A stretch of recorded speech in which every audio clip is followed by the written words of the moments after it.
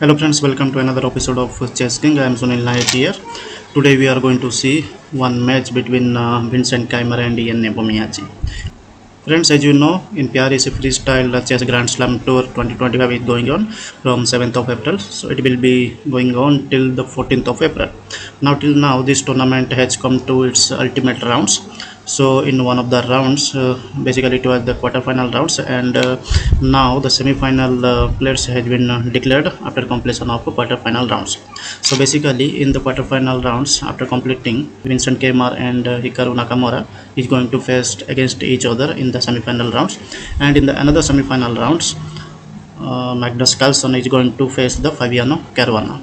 So after this, there will be declared that who is going to play the final match. After that, the winner of the freestyle chess Grand Slam Tour 2025 will be declared.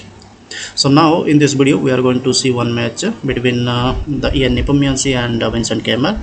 So in this match, how Vincent Keymer stunned Ian Nepomniachtchi to win over one of the best chess player in the rapid format, and he came to the semi-final round of this event. So let us see that match. But before starting this video, I want to say something. If you are new to this channel, then please subscribe to this channel and like the videos for more chess contents. So this was the tiebreak game which was held between Ian Nepomniachtchi and Vincent Keymer, and after two draws they have come to this round, and after this it will be declared that who is going to sit on the semi-final round. So Vincent Keymer, as we know that he is absolute finite chess player in freestyle chess. Also, he is also excelling his skills towards this format of the game, and he is already good at standard classical formats. Whereas Ian Nepomniachtchi is absolute beast on the rapid format. He has already shown so many times his talent. So let us see. So here in this game, Ian Nepomniachtchi was playing as white and Vincent Keymer was playing as black here. So Nepomniachtchi started the game with e4 and Vincent Keymer replied to e5, and then Nepomniachtchi replied to bishop to c4. This looks like something like standard chess or classical chess in our normal chess, and it will be interesting how Vincent Keymer will react to this kind of positions. So after this, Vincent Keymer played knight to e6, and the most logical move is going to be like bishop to c5. So it makes a lot of sense because thereafter the position will be symmetrical. So Nepomniachtchi played d3 in order to solidify the center, and as per the plan, Keymer played bishop to c5. After this, Ian Nepomniachtchi played bishop to e3. So basically white wants to restrict this bishop and asking black whether he want to capture the bishop capture, so that it will help the white in order to develop one more piece towards the center. So Keymer knows this and played knight to d4. So it's a very competitive move, attacking on this c2 pawn, and there is a threat of knight fork here. Now it will be very interesting how Ian Nepomniachtchi will defend this c2 pawn. So capturing bishop into knight, it looks sense, but Nepomniachtchi played a stunning move, that is bishop king to d2 here. So wow, it is a great move. Basically the king is not going to castle anymore after this. So Ian Nepomniachtchi wanted to protect this pawn by the king, and he did not want to allow the knight to come here on c2. Also he did not capture the knight because he didn't want to trade the bishops also. After this, Vincent Keymer replied with d6, which is a quite logical move there. So here Nepomniachtchi has access to this position very well, and he played f4. So f4 is a very great move. Now he is asking if he captures, then he can push this c3 pawn in order to kick this knight away from this center.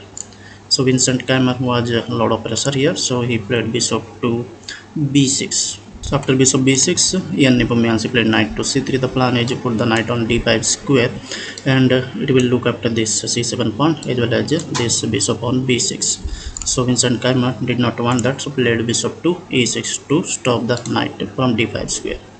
After this, Ian Nepomniachtchi captured the bishop and did not want to keep that bishop for long here. If knight captures here, then Ian Nepomniachtchi can play pawn to f5 here. So Vincent Keymer played with f into e6. Now Ian Nepomniachtchi playing knight to a4 here, attack on this bishop, but maybe this is not the great move here, because after this black will get this open file, and the better move was here is to take this pawn, so that white can create two double pawns here for black. And then if it goes to knight f4, then that would have been sense. Vincent Keymer played queen to f7. He was not caring of knight into bishop there. So after this, Ian Nepomniachtchi captured the pawn f into e5, then d into e5 and queen to f2, offering the queen for a trade, so that knight will be developed to this f2 square. So Vincent Keymer rejected this and played queen to d7, and then knight into b6. So this basically opens off this rook's file for the black here and creating one more double pawn for white. Nepomniachtchi played rook to f1, so keeping an eye on this f7 square or f8 square, maybe in the future after the castling. So Vincent Keymer played knight to f6. Now there is a threat on knight into c2, king into c2, and the knight will jump to b4, looking at this check and also attacking this d3 pawn. So Ian Nepomniachtchi played knight to c3, blocking this c2 pawn. Now there is no checks. Then Vincent Keymer did the long castling here, looking at the king side attack. Then Ian Nepomniachtchi captured the knight, and I think this is not the best move here in this position, because after this pawn will capture the bishop, and again it will be attacking to the knight, so knight will have to come to e2 again. So basically this is going to be a little bit awkward position for white, because now the white on a1 square is not playing for white. So it's a very great move that Vincent Keymer played queen to d6. Now looking at this b4 check as well as this h2 pawn. So now white will be on trouble here a little bit. So Ian Nepomniachtchi has to do something here in order to stop the queen from attacking double here. So Nepomniachtchi played queen to g3 here in order to stop this queen attacking this h2 pawn.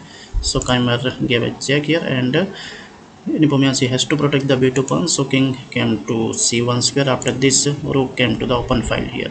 So Keymer played rook to f8.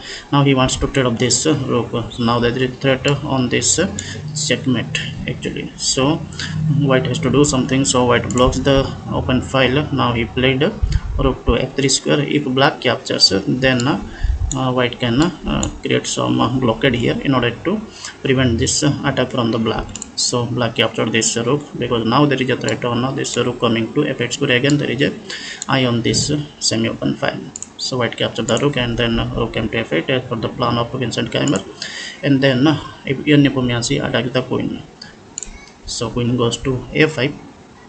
After this, Ian Nepomniachtchi played king to b1 square in order to save his king little bit towards the corner, and then where black played b6. This is a cold-blooded move actually, stopping this queen from g7 square. Basically if he doesn't play, then if a queen capture, then also it doesn't work, because then rook can capture the f3 pawn. So it doesn't look good. So first of all Vincent Keymer saved that pawn to playing b6, and then Nepomniachtchi played queen to h3 square. Now there is a eye on this pawn, because this pawn is hanging pawn here, and he can give check also to the king. On the other hand, white has missed with something that queen can jump to d2 square here. It's a very risky move to give up one pawn, and also this pawn is going with a check. So queen can capture this e6 pawn and give a check. A very risky move for the Vincent Keymer. So he found it and he played queen to d2. It looks very brave here. Now knight jump to c1 square. Nepomniachtchi did not capture this, because after this black can capture this f3 pawn, and there is a checkmate threat also coming in future. So after queen d2, this knight was hanging, so knight came to c1 square, and again you cannot take this e6 pawn, because you need some space for your king. So king played to b8 square. After that Nepomniachtchi played b4 square. After this Vincent Keymer played queen to e1 square. Now there is a plan on playing queen to f2 and attacking on this c2 square also. So Nepomniachtchi played king to a2 square here. Now he wanted to leave this attacking place from the black. So now it can be a plan for black to play f2 here, looking at this c2 pawn, and also rook into f3 can be the great move. but Vincent Keymer played queen to c3 here. That is also a great move, and it's a very strong move in this position, because now there is a c2 pawn is hanging. So Nepomniachtchi came to b1 square again to defend that c2 pawn. Now knight e5 was the great move here. So it's not only a great move, it's basically a brilliant move here, because knight jumps to f3 square, rook can jump to f3 and attack on this queen. So basically there are a lot of attacks coming in towards the white's camp. Then Ian Nepomniachtchi captured the e6 pawn, and black captured the knight into f3. Now there is a plan on knight into h2 square, and then rook can jump to f1 square, and there can be a checkmate threat also. So Nepomniachtchi played knight to b3 here in order to do some activity from the white's camp. Keymer captured this h2 pawn, and now there is a threat coming in f1 square. So basically after this king will have to go, and there is a checkmate coming in. So now white pushes the e4 pawn to e5, and rook came to f1 square here. So again the knight will have to block this check, because king cannot go to a2 square. Now there is a queen into c2. So basically knight came to c1 square, and after this rook captured the knight, king into rook, and then queen into rook a1. And now black is a minor piece up. Now king goes to d2 square, and then black played king to a7 square. So now it can be a possible perpetual check here. If white plays here queen to e8, and then queen to a4 will be just perpetual check, and this game will be a draw. Nepomniachtchi knows that and played queen to d7 square. Now again there is a check on e8 square and then a4 square. So there is a chance of perpetual check again. So Keymer played c6 here in order to block this check. Now after this Ian Nepomniachtchi pushed that pawn to e6 square. Now only 2 steps away from this queening, and black knight is very far from this pawn. So black has to do something. Basically black has to checkmate here, otherwise there is no chance of stopping this pawn from queening. So Vincent Keymer played queen to g1 square. Now there is a plan to play queen to e3, and looking at this eye on this pawn, so there is no chance for white king also. Knight f3 will be a checkmate also in the next move. So white cannot push this pawn. There is no point on pushing e7 square. So white will play c4 here in order to make some space for the king here. Now black gave check as per the plan. Knight f3, king will go to c2 square, and now there is a great move coming in, guys. So can you find this move? If you want, you can pause this video and find the great move for black here. So basically it is queen to a1 square. Now there is a checkmate threat coming in. Now it's a game over, guys. He is entering the semi-final and wants to play against Hikaru Nakamura in the semi-finals. Basically why Ian Nepomniachtchi resigned here, because after this for example, if Ian Nepomniachtchi plays e7 square, there is no point, because queen can come to c3 square. It's a check now, and if he goes here, then knight to d2 square, and then king to a2, queen to b3 check, king to a1, and then queen to b1 checkmate. So that is why Ian Nepomniachtchi resigned from here. And now Vincent Keymer is going to play against Hikaru Nakamura in the semi-finals. So this is all about this video, guys. If you like this video, hit the like button and subscribe to my channel for more chess content. See you in my next chess video. Bye.